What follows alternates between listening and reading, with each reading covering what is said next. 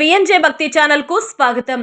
రామచంద్రాపురం మండలం రాయల చెరువు కట్ట దగ్గర వెలసి ఉన్న శ్రీ శక్తి పీఠం నందు బుధవారం శ్రీ కాలభైరవ నవరాత్రుల ఉత్సవాలలో భాగంగా శ్రీ కాలభైరవ జయంతి సందర్భంగా కుర్తాలం సిద్ధేశ్వరి పీఠాధిపతి శ్రీ సిద్ధేశ్వరానంద భారతి మహాస్వామి వారి దివ్య సమక్షంలో మంత్ర మహేశ్వరి శ్రీ శక్తి పీఠాధీశ్వరి మాతాజీ శ్రీ రమ్యానంద భారతి స్వామిని వారి ఆధ్వర్యంలో శ్రీ కాలభైరవ స్వామికి పంచామృత అభిషేకం ప్రత్యేక పూజలు నిర్వహించారు. అనంతరం శత సహస్ర మాష చక్ర లక్ష మినప గార్లతో నిర్వహిస్తున్న హోమాలలో భాగంగా 8వ రోజు 11,116 మాష చక్రములతో కాల అకాల మృత్యు గండవులను తొలగించి దీర్ఘాయువును ప్రసాదించే శ్రీ మృత్యుంజయ కాల భైరవ హోమం నిర్వహించారు. పూజ్య మాతాజీ వారు పూజ్య స్వామి వారికి 500 కేజీల వివిధ రకాల పుష్పాలతో పుష్పాభిషేకం చేశారు. ఈ కార్యక్రమంలో పాల్గొన్న అందరూ భక్తుల చేత పుష్పాలను సమర్పించే మహాభాగ్యాన్ని కల్పించడం విశేషం. ఈ కార్యక్రమానికి దేశ విదేశాల నుండి విశేష సంఖ్యలో భక్తులు పాల్గొని గురువుల దేవతల అనుగ్రహం పొందారు. అందరికీ అన్న ప్రసాద వితరణ చేశారు.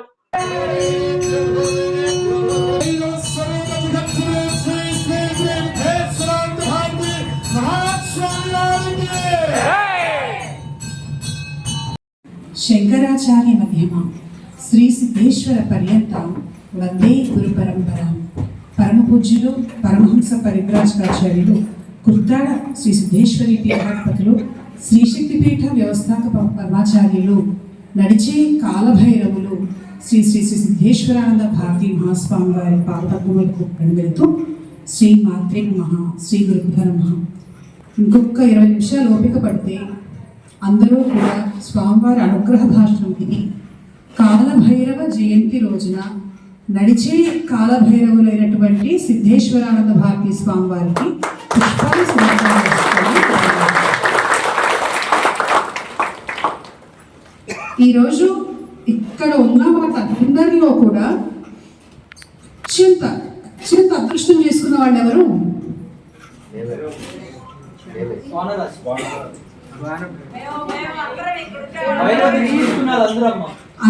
అందరికంటే కూడా సార్ నేను చెప్పేస్తాను, స్వామివారి పాదాలకు చేరుకున్నటువంటి ఆ పుష్పాలు అంతకు మించిన అదృష్టం ఎవరికి కూడా మనందరికంటే కూడా వాళ్ళకి అదృష్టం చేసుకున్నాయి. ఎక్కడో పుట్టి ఎక్కడో పెరిగి ఇవాళ ఇక్కడ కాలభైరవ జయంతి రోజున నడిచే కాలభైరవుల పాదాల చెంత చేరటం అంటే వాటి అదృష్టం సామాన్యమైనటువంటిది కాదు. మీరు ఎప్పుడైనా ఆలోచించారా? స్వామివారిని నడిచే దైవం, ముఖ్యంగా నడిచే కాలభైరవులు అని అంటారు. నడిచే దైవం దైవ స్వరూపులు కాబట్టి. కానీ నడిచే విష్ణుమూర్తి, నడిచే శివుడు, లేకపోతే మరింకో దేవుడు, నడిచే అమ్మవారు అని అన్నారు. సాధారణంగా ఏంటంటే పీఠాధిపతులు అంటే పీఠ దేవత, నడిచేటువంటి పీఠ దేవతను పీఠాధిపతులు అంటారు. కానీ నడిచే సిద్ధేశ్వరి దేవు ఇలా అనరు, నడిచే కాలభైరవులు అని అంటారు. దానికి కారణం ఏంటో తెలుసా? చాలా ఉన్నాయి. స్వామివారు స్వయంగా రచించినటువంటి కాలభైరవ సాధనలో ఉన్నాయి, నేను రచించినటువంటి మహిమాన్విత యోగిలో ఉన్నాయి. కానీ 2 సంఘటనలు చెప్పి ఈ పూట ముగిస్తాను. ఎందుకంటే కాలభైరవుడు కాలస్వరూపుడు, అలానే ఆ కాలానికి కూడా మనం ఇవాళ గౌరవించుకొని తొందరగా కార్యక్రమం పూర్తి చేసుకోవాలి. స్వామివారి జయంతి కనుక ఒకసారి మామూలుగా మనం ఇంకా చూసుకున్నాం, స్వామివారి పూజ చేసుకున్నాం, తర్వాత శ్వాన పూజ చేసుకున్నాం.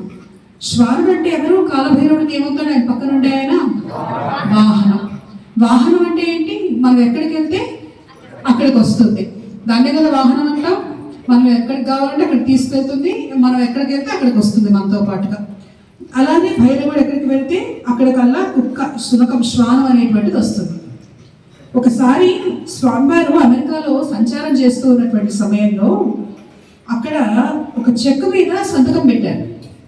పెట్టిన తర్వాత ఆ చెక్కును జిరాక్స్ తీస్తే ఒరిజినల్ చెక్ మీద లేదు, స్వామివారు సంతకం పెట్టింది జిరాక్స్ తీసిన చెక్కు మీద ఒక కుక్క ప్రత్యక్షమైంది.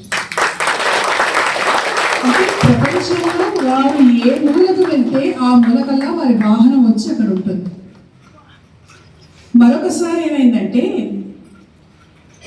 సో స్వామివారిలో కాలభైరవుడు కనిపించటం, స్వామివారి కాలభైరవ స్వరూపంగా ఫోటోలు తీసినప్పుడు రావటం, ఇవన్నీ జరగటం అనేటువంటివి ఎప్పుడూ ఉంటాయి. కైలాస మానస సరోవర పరిక్రమ చేసేదానికి వెళ్ళారు. స్వామివారు కూడా కైలాస మానస పర్వత ప్రాంగణంలోకి వెళ్ళారు. అక్కడ పరిక్రమ అందరూ చేస్తూ ఉన్నటువంటి సమయంలో చేస్తూ ఉంటే మనకు తెలిసిందే చాలా కష్టమైనటువంటిది.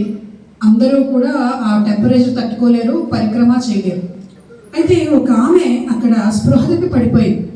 పడిపోతే ఆ వెళ్ళినటువంటి వాళ్ళలో ఉన్నటువంటి ఒక డాక్టర్ చూసి వాడు హార్ట్ అటాక్ వచ్చింది, వాడు బ్రతుకుతుందన్న నమ్మకం తక్కువ, ఇక్కడ సౌకర్యాలు కూడా సరిగ్గా కల్పించలేము అని అన్నారు. అదే విషయం స్వామివారు పరిక్రమ చేయట్లేదు, వారు అక్కడికి ఉన్నారు, తపస్సు చేస్తున్నారు, ధ్యానం చేస్తూ ఉన్నారు.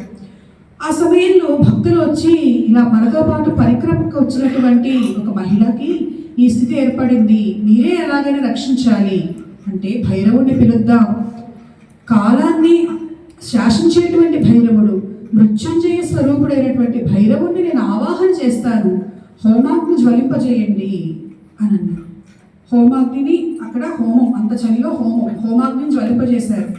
అందులో కాలభైరవుడిని ఆవాహన చేశారు. మీరందరూ ఆహుతులు వేయండి, మంత్రం చెప్తారు, మీరందరూ ఆహుతులు వేయండి వేశారు.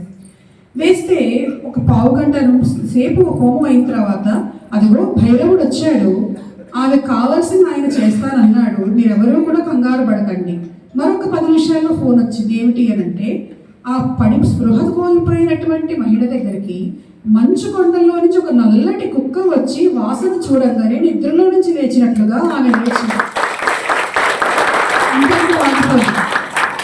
వీళ్ళందరూ పరిక్రమ చేసేంత వరకు వీళ్ళ వెనకాల ఆ కుక్క కూడా పరిక్రమ చేసి వీళ్ళందరూ కూడా కార్లలో ఎక్కి కూర్చున్న తరువాత అప్పుడు ఆ కుక్క మళ్ళీ హిమాలయాల్లోకి వెళ్ళిపోయి అదృశ్యమైంది. అందరి కళ్ళ అంటే ఆ భైరవుడు సాక్షాత్ స్వామివారి స్వరూపంలో ఇంకా ఇంకా అనేక అనేక అనేక సంఘటనలు ఉన్నాయి, ఇట్లాంటివి చెప్పుకుంటూ వెళ్తే. కనుక నా విషయంలో ఏంటంటే 12 సంవత్సరాల క్రితం మొట్టమొదటి కుర్తాడంలో ఉన్నప్పుడు స్వామివారు శ్రావణ పూర్ణిమ నాడు భైరవ దర్శనం అయింది నాకు.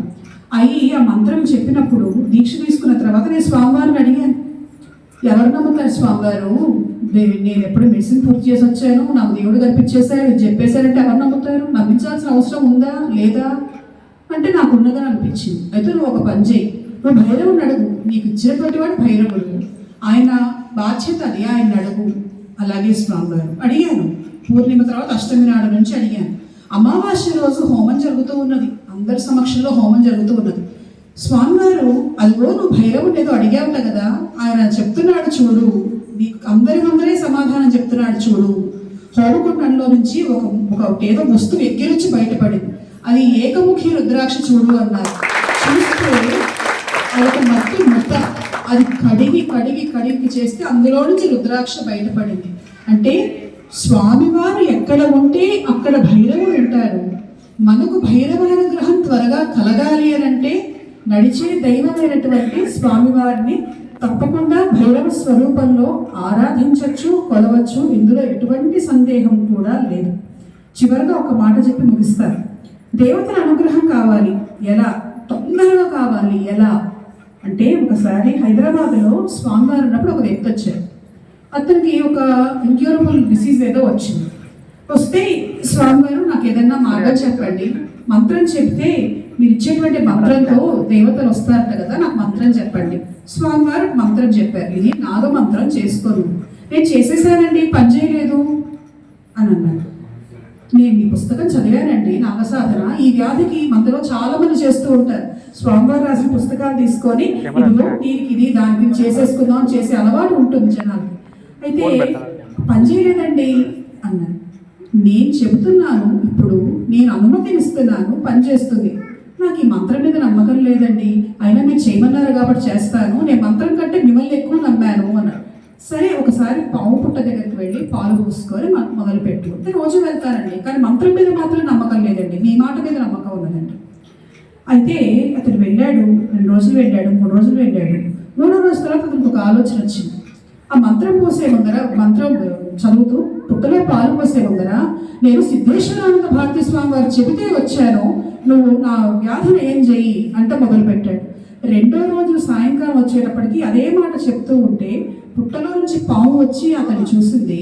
ఆ రోజు రాత్రి నిద్రపోయి మన్నాడు లేచేటప్పటికి 75% అతను పెట్టి అతని గాలి తగ్గుతుంది. అంటే ఇక్కడ మంత్రం ఏమిటి అంటే మంత్రమూలం గురోరు వాక్యం. మేము సిద్ధేశ్వరానంద భారతీ మహాస్వామి వారి శిష్యులము అని చెప్పుకుంటే చాలు దేవతానుగ్రహం చాలా త్వరగా లభిస్తుంది. అయితే ఇంకొక కొసమెరుపున్నది ఇక్కడ.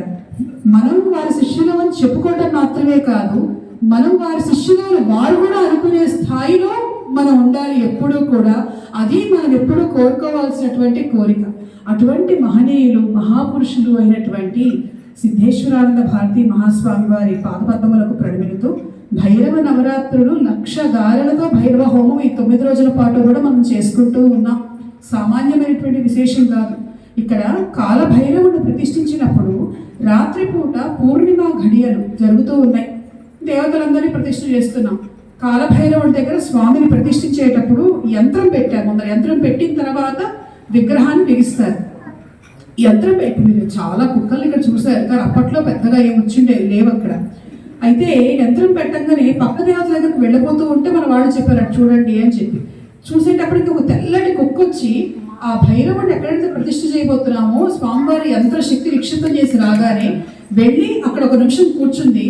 పట్టుకొని ఏదైనా నైవేద్యం లాగా ఏదైనా పెడదామన్నా గబుక్కున వెళ్ళింది, చీకట్లో మాయమైపోయింది. ఏమైందో ఎవరికి కూడా తెలియదు. అలా ఇక్కడ స్వామి ఉన్నారు వచ్చారు అనడానికి ప్రత్యక్ష నిదర్శనం. ఆ నిదర్శనానికి కారణమైనటువంటి మహాస్వరూపం కాలస్వరూపమైనటువంటి నడిచే దైవం, నడిచే కాలభైరవ స్వరూపమైనటువంటి సిద్ధేశ్వరానంద భారతీ స్వామివారి పాదపద్మములకు ప్రణమిలుతూ స్వామివారి సమక్షంలో ఇలా మరిన్ని కాలభైరవ జయంతులు మనం జరుపుకోవాలి. స్వామివారి ఇంకా పుష్పాభిషేకాలు చేసుకోవాలి. స్వామివారి